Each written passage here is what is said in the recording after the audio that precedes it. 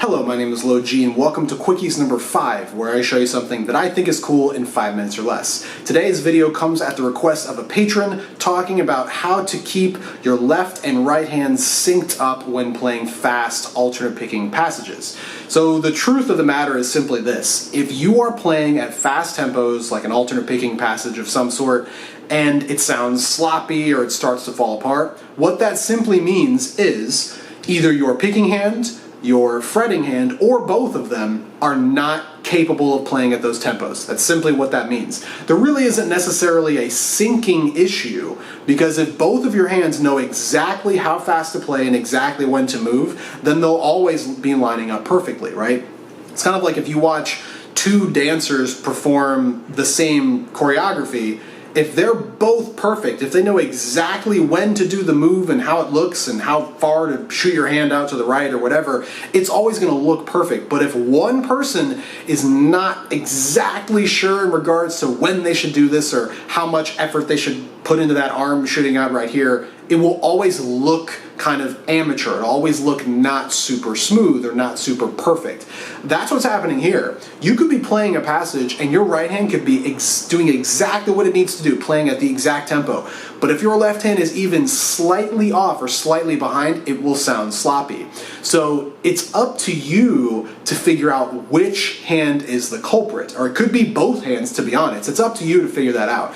There are a lot of different ways to approach this. I'm going to go over the way that I like personally, and you can tailor it to your needs. So me personally, I like to focus on the right hand. I like the right hand to be the leader of the two hands. Once my right hand is going, I find it a lot easier to just have my left hand follow my right hand, right? I don't really think the other way is easier, but maybe you do, and it's up to you. Again, you have to figure that out for yourself. So that's what I'm going to talk about today. Number one, if you want to practice alternate picking and locking in your right hand to a tempo, I've got a metronome right here. It's set to 150.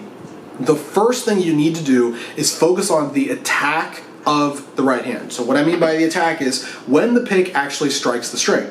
So because of this, I do not want you to play notes. I want you to play just dead notes. So I'm going to turn on this metronome. This is 150. I'm going to play just dead notes as 16th notes. Here we go. So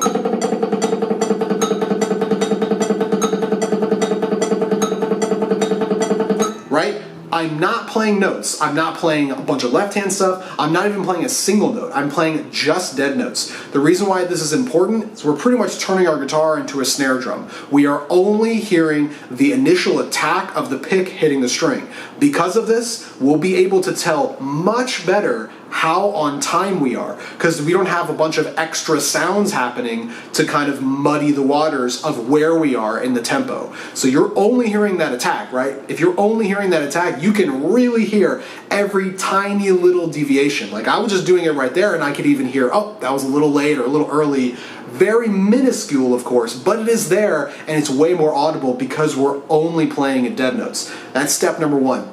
And of course, do this straight up right hand exercise, push the tempo. This is 160. Right? Okay, 170. Here we go. 170, same thing.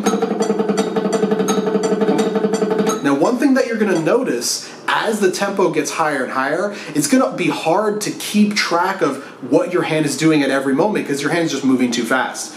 So once you get up to these top tempos, like 150 past or whatever a top tempo is for you, start to accent certain hits. So accent maybe every click or every other click, because all you need to do then is focus on the accent and not necessarily literally every single pick stroke. It'll make things a lot easier to kind of keep track once you get into these top tempos. So this is 180, and I'll show you what I mean. So here's 180. Get it in my head first.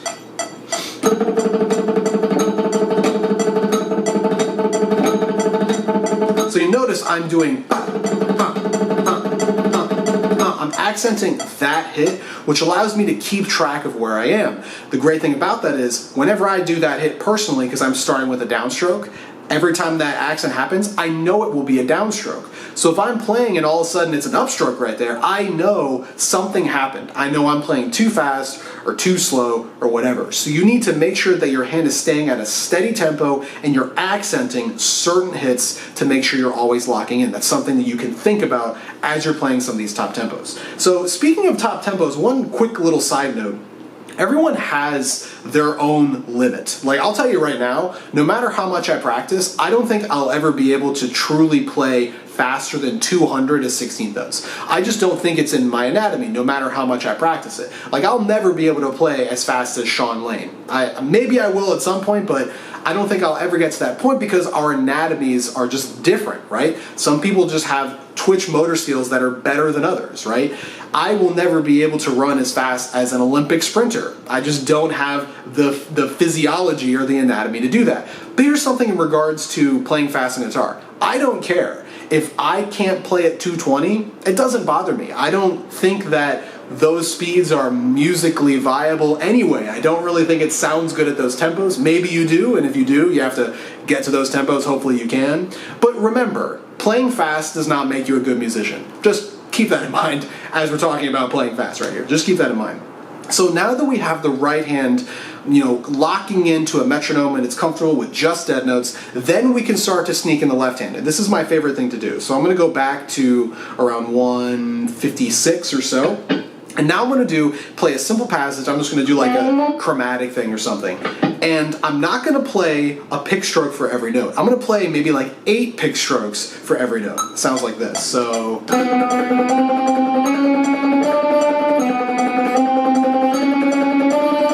this is really important in regards to the synchronization of the hands, because the left hand, I can't be lazy with that left hand. Even though it is playing slow, I need to move my fingers fast to catch that one note that I'm trying to play. If I move it too early or too late, that's where the sloppiness comes from. Watch this. This is going to be too late or too early. Let's see what happens. Right? That's how you start to get sloppy, when your left hand is not moving at the exact instant that it needs to catch that one note. Again, watch this.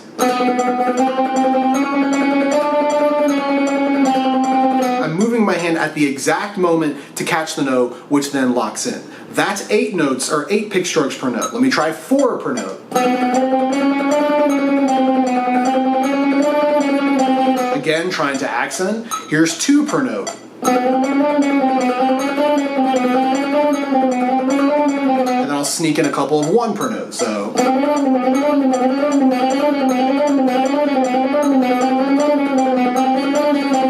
Etc.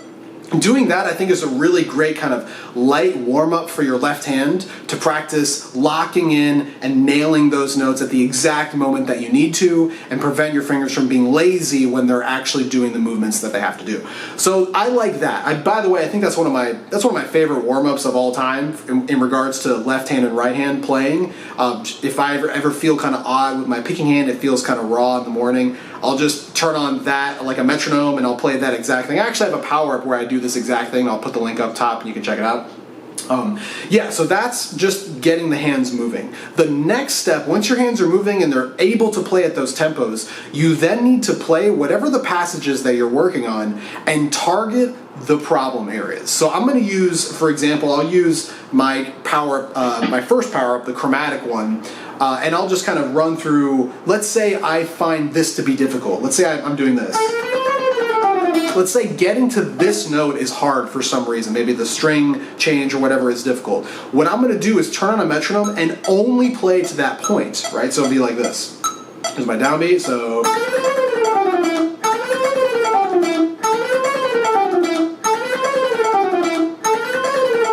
Notice as I'm playing it, I'm really listening for small little errors that could be the reason why I can't play it. So for me right there, I felt like my pinky slide was not fast enough. Maybe that's why it sounds sloppy. So.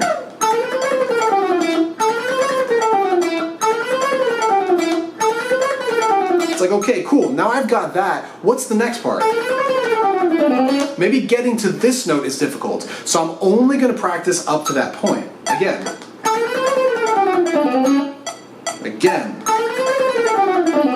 Again. Again, one more time.